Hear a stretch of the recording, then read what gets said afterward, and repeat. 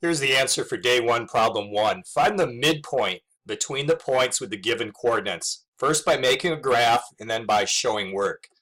So let's graph these two dots. We have -2, 4. Here's the origin. So go left to -2 and then go up 4 units. This dot here is -2, 4. Now 4, 6. Start at the origin. Go right to 4 and then go up 6 units. Here's the dot. Now because we're asked for the midpoint, we need to create a segment. So let's connect the dots together. This is a segment, a piece of a line that has endpoints. The midpoint will be the exact middle of the segment. Now visually, it looks to be about right there. But we're asked to confirm this by showing work. So let's use the midpoint formula. To find the middle between numbers, you average the numbers. This is an x-coordinate. In the other parentheses, this is an x-coordinate. The second numbers in the parentheses are y-coordinates. To find the midpoint between those numbers, we average the x-coordinates and average the y-coordinates.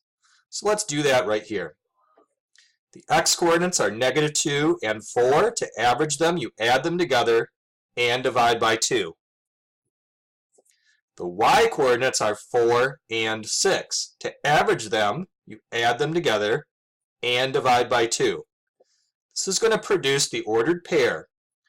-2 plus 4, which is 2, divided by 2 is 1, and 4 plus 6 is 10, divided by 2 is 5. This produces the ordered pair 1, 5, which is the middle between this and this.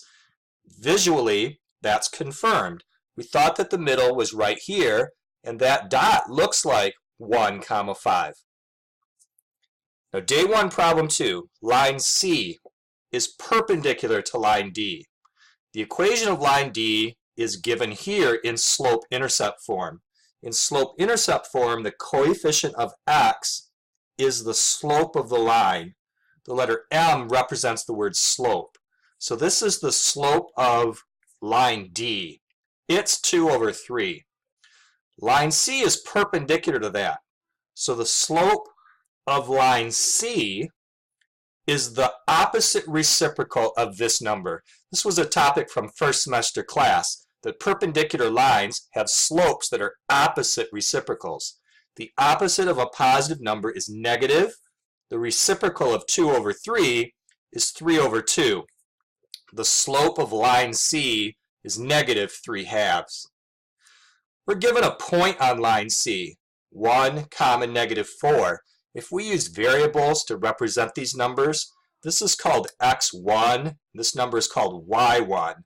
These are the x and y coordinates of one point that's on line C. Let's write an equation for the line. We're going to use the point slope formula.